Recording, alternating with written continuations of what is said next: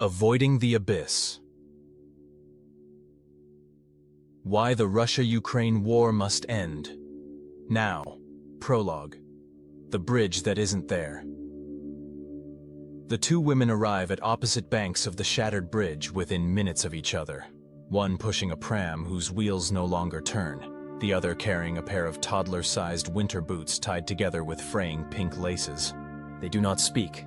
Artillery in the distance fills the silence for them. Somewhere beneath the river's slow-moving ice lie the steel beams that once connected their villages. Somewhere inside each woman lies the same unanswered question. How much more must be broken before something is mended? By the summer of 2025, the war between Russia and Ukraine has lasted longer than either side's leaders predicted. Long enough for hope to calcify into habit. Independent analysts now estimate that up to 1.3 million Russian soldiers have been killed or wounded, while Ukrainian losses exceed 400,000 killed or injured. The United Nations has confirmed more than 46,000 civilian casualties, including over 13,000 deaths. Numbers it openly admits are a tragic undercount. Behind every digit is a face as recognizable as the two mothers on the riverbank, and a silence just as heavy. Their countries are bleeding people as well as soldiers. More than 9 million Ukrainians, 1 in 5 citizens, are displaced from their homes, while hundreds of thousands of Russians have fled conscription, sanctions, or simple despair. Boxcars rumble west with refugees, freight trains clatter east with coffins. Borders once defined by passports are now scarred by memories. Yet the damage radiates far beyond the Donbass front lines. A single stalled grain convoy on the Black Sea has meant empty sacks of flour in Mogadishu and food price riots in Beirut. Gas pipelines that once powered European cities now feed only geopolitics.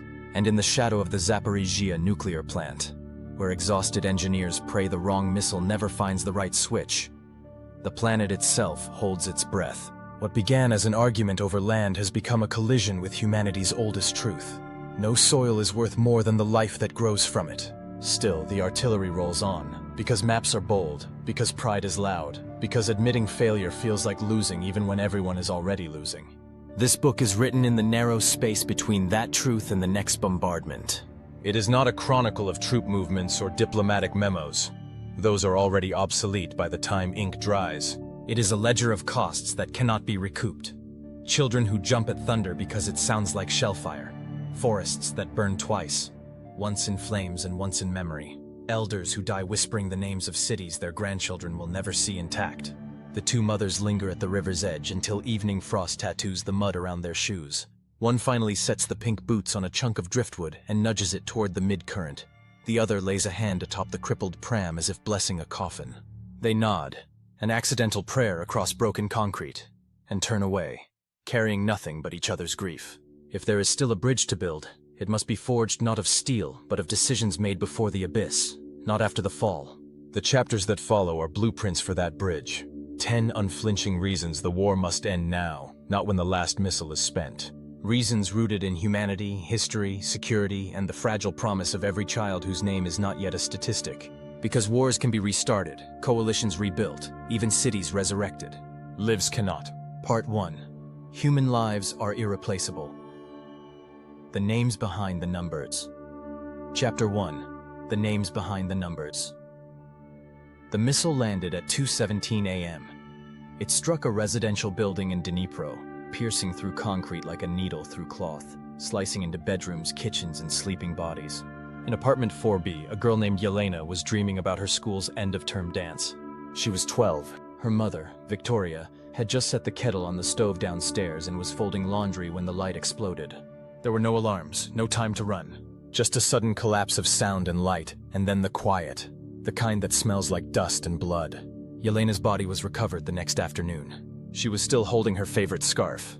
The next morning, Ukrainian authorities announced the updated casualty count for the strike. 45 civilians dead, including 6 children. On Russian state television, the strike was labeled a strategic infrastructure operation.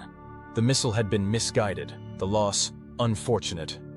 What was not counted in that report was the dream Yelena never danced. The photo of her in a yellow dress that will now become her mother's only relic. And the silence that will sit between plates at dinner tables from Donbas to Kursk for decades. This is not a war of numbers, but numbers try to tell the story anyway.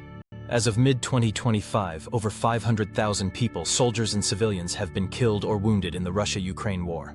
That estimate includes more than 120,000 Ukrainian civilian casualties and over 250,000 Russian military casualties, including conscripts barely out of high school. Tens of thousands more are missing, unaccounted for, or buried without names in mass graves across the eastern steppe. Each death has a name. Each name once had a future. Consider Sasha, an 18-year-old conscript from Volgograd. He was a quiet teenager who loved physics and played the violin. Drafted into a war he didn't understand, he died outside Bakhmut. His last phone message to his sister read, "We were told to hold the line, but no one told us where it was." His mother still plays his violin every Sunday, even though she never learned to tune it. Or Mariam, a 3-year-old who died in a Kherson hospital after her incubator lost power during a bombardment that severed the local electricity grid. She had been born premature. Her mother had called her "my miracle." For 5 weeks she survived on hope and modern medicine. One strike, one moment, ended it. Behind the euphemisms of strategic interests and defensive operations lie these faces. Not symbols, not statistics, just people. Irretrievable, irreducible, irreplaceable. Why must the war end now? Because wars can be restarted, but lives cannot be resurrected. This truth is not merely moral, it is practical. Every new funeral deepens the hatred. Every fresh grave sows seeds of vengeance. Peace is hardest to negotiate when the dead outnumber the living with reasons to forgive. Consider this: the Vietnam War claimed over 3 million lives. Its longest-lasting impact, however, was not political. It was generational. The trauma bled into art, parenting, culture, and public trust. 50 years later, its memory still dictates foreign policy decisions. Now ask yourself, what will this war do to a people who speak the same languages, share grandmothers across borders, and once attended the same universities? Peace is not a weakness. Peace is a refusal to continue the machinery of generational death. The defenders of this war on either side will argue that sacrifices must be made, that sovereignty or security demands cost. But what they do not explain is why the cost must be paid by the young, by those who never held a seat at the decision table, never signed the war declarations, never owned the oil fields or penned the ideologies. In the first 3 months of the war alone, over 6,000 children were confirmed killed or wounded, according to the UN Office for the Coordination of Humanitarian Affairs. Schools became shelters, playgrounds became morgues. Children began drawing tanks instead of animals, air raid sirens instead of lullabies. Is this the inheritance we offer the next generation? A world where life is bartered for flags and pipelines? Even the soldiers speak of it now in hushed tones. A Ukrainian officer interviewed anonymously in Kiev said, "I've lost 46 men under my command. I still believe in what I'm fighting for, but I also know those 46 didn't need to die. We missed every opportunity to stop this early, and now peace feels like a betrayal." That's the trap. The more blood we spill, the more trapped we become. This is the paradox of modern war. It begins with a cause, it ends with a calculus, and in that arithmetic of suffering, it is always the individual who loses. The grandmother in Luhansk searching for her son's name on a wall of the dead. The Russian poet who stopped writing because she can no longer find words that aren't broken. The priest who buried 17 bodies in a week and wonders how to bless earth soaked in so much sorrow. But there is still time. That is what this chapter pleads. There is still time to honor those already lost by refusing to lose more. Time to remember that no border is worth 1,000 children. Time to say, we made mistakes, but we don't have to keep making them. Time to build something out of memory, not rubble. When future historians write about this moment, they will not ask who won the Kherson counteroffensive or how many tanks were left in Belgorod. They will ask, when did the killing stop? And who had the courage to say, enough? We owe them names, not just numbers. We owe them lives, not just legacies. We owe them peace. Now, not later. Before the next Yelena. Before the next Sasha. Before the next silent apartment at 2:17 a.m. Chapter 2. A Death Too Many. The convoy had stopped for just 5 minutes. A simple mistake. A quiet stretch of road outside Zaporizhzhia, where dust and silence hung in equal measure.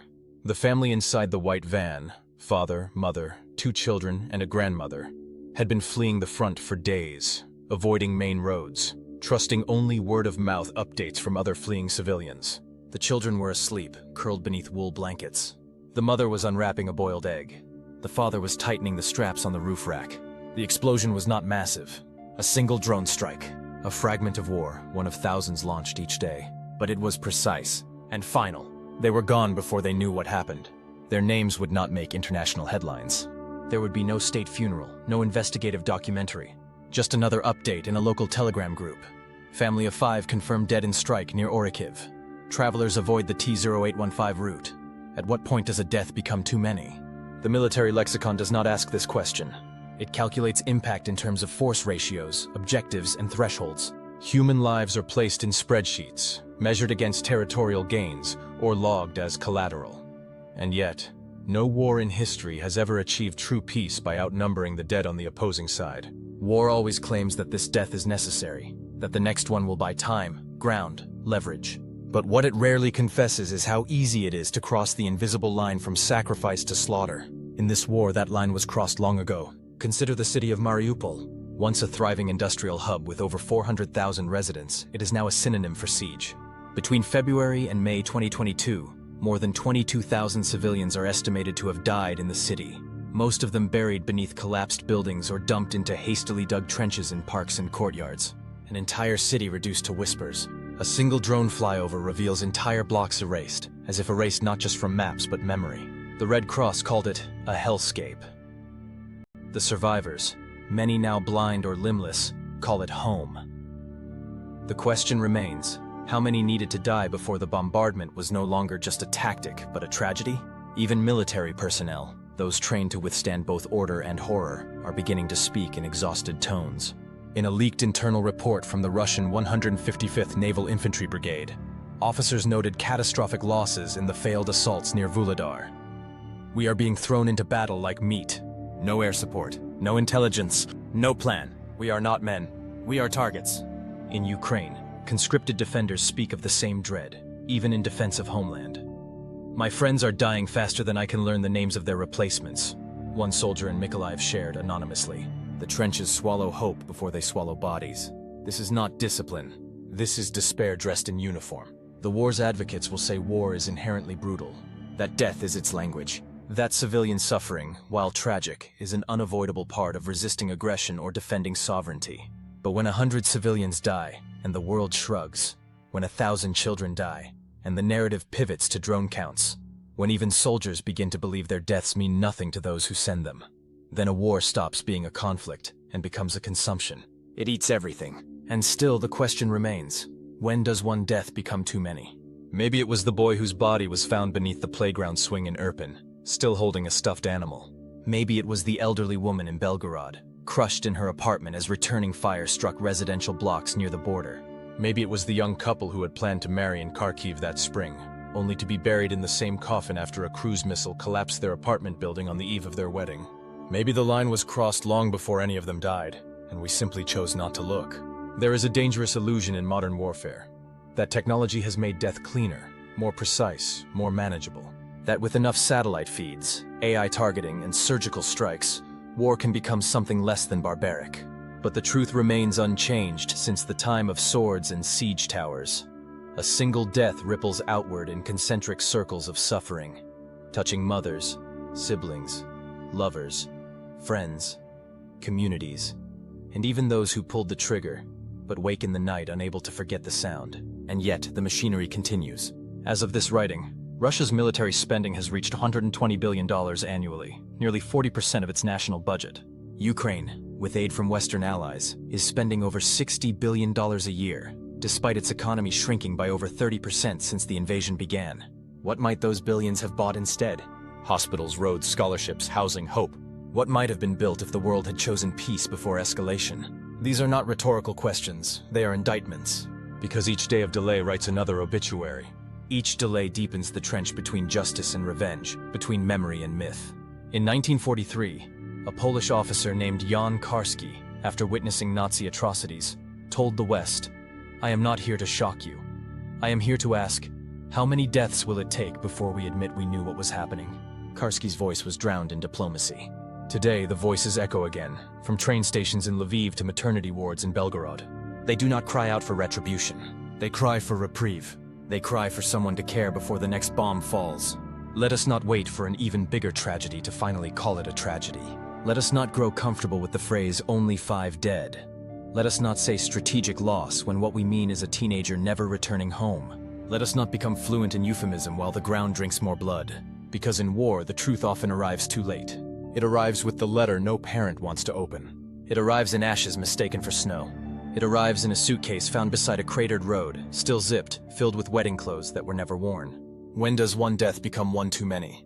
When we stop asking, when we accept it as normal, when we forget it has a name. In Hebrew, the phrase tikkun olam means to repair the world. In Arabic, Rama means mercy, compassion without condition. In both Ukrainian and Russian, the word for peace is nearly the same, mir, mir. How tragic, and how revealing, that the very people fighting share a word they've forgotten how to speak aloud. Maybe it is time to remember it. Not just to say mir, but to mean it. Because each new day of this war brings another face that will never smile again.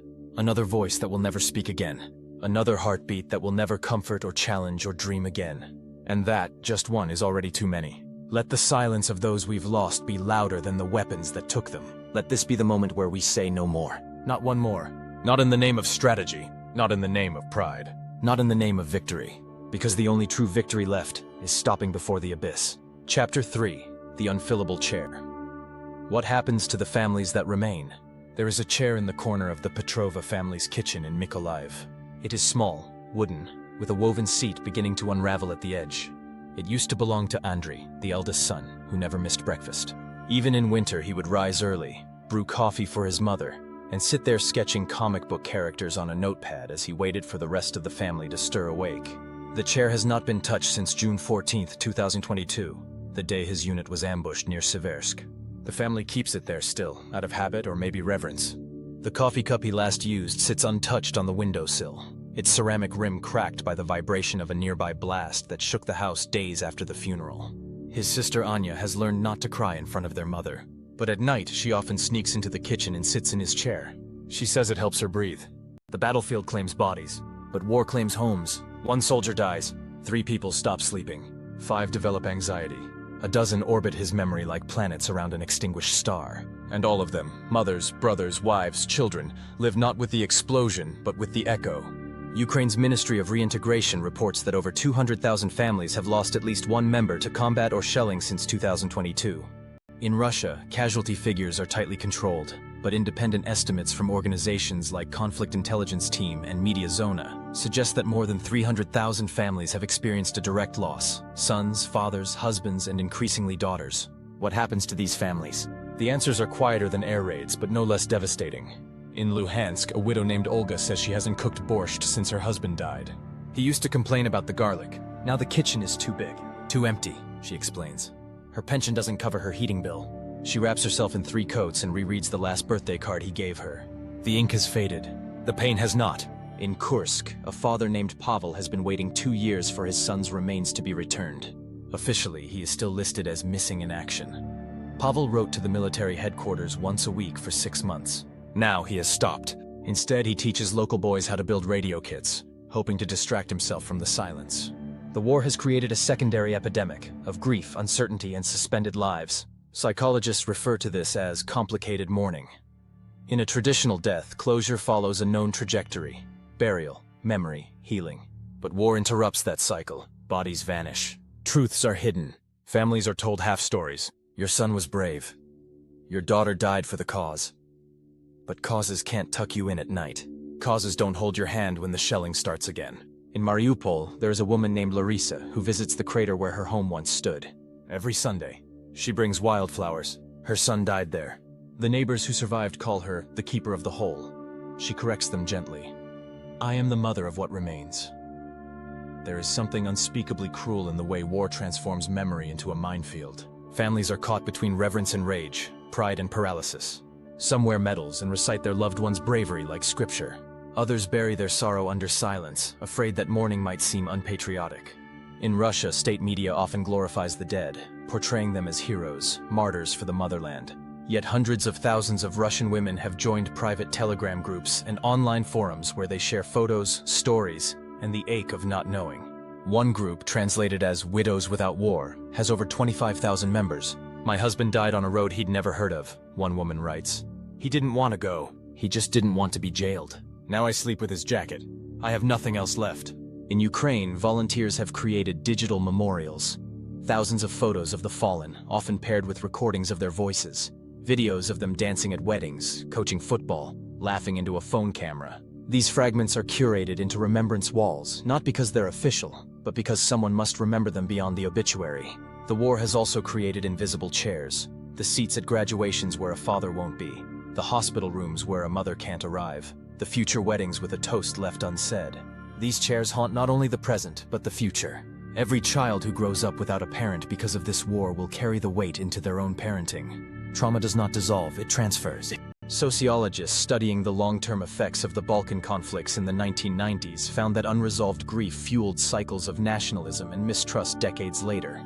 In communities where the dead were not acknowledged or honored fully, reconciliation became almost impossible.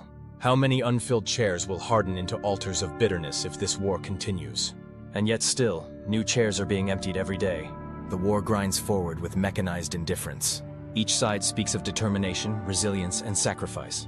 But the families, those whose kitchens have grown colder, whose photo frames no longer make sense, have no political strategy. They only ask, why is it always our children? Why is it always our home that becomes the battleground? What peace offers that war never can is the chance to live without counting chairs, without watching the door and hoping, without turning each sound into a ghost, without the question, why them? When peace is delayed, grief multiplies. When war continues, memory becomes a burden. And when leaders fail to end a conflict that has already emptied too many kitchens, too many cribs, too many classroom desks, then history will judge them not as defenders of nations but as thieves of futures. Every war creates a mythology, but the mythology never includes the chairs. It doesn't tell you about the little girl in Odessa who sets an extra plate for her missing brother. It doesn't tell you about the father in Bryansk who drinks alone in the garage each evening, talking to a photo. It doesn't tell you about the schoolteacher who still grades her fallen student's last essay, pretending he'll come pick it up one day. It is time we told those stories. Because when war empties a chair, it doesn't just remove a person, it steals a life's rhythm. Peace, then, is not just the absence of violence. Peace is the return of presence. A chair filled again. A breakfast shared. A life whole. Let that be the future we choose. Let no more chairs go empty. Not for pride, not for power, not for maps, but for the families still waiting, who deserve not silence, but someone to come home.